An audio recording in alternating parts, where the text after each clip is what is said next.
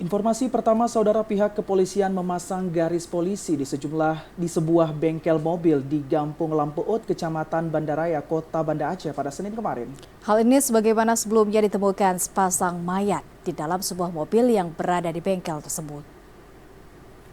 Diri dari laki-laki dan perempuan ditemukan di dalam sebuah mobil yang diparkir di dalam sebuah bengkel mobil di Gampung Lampuut, Kecamatan Bandaraya, Kota Banda Aceh pada pukul 14.00 waktu Indonesia Barat, Senin kemarin.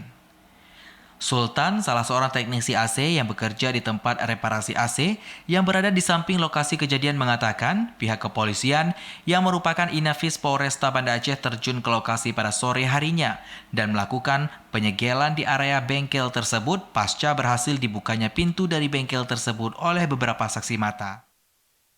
Pas ketemuannya nih bang, bengkel ditutup dah.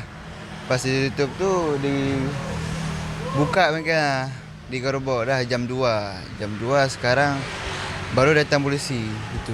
Tutup dulu sementara, lagi diselidiki polisi penyebabnya. Ya, buka kan? Sebelumnya buka, kemarin buka.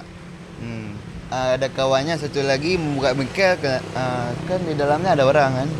Di dalamnya ada orang, habis itu kawannya buka bengkel kenapa ditutup. Pas dibuka ada orang meninggal dalam.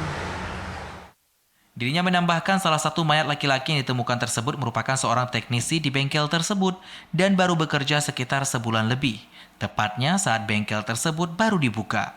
Sementara itu, kejadian ini membuat warga memadati lokasi kejadian hingga malam hari kemarin. Tim Liputan TVRI melaporkan.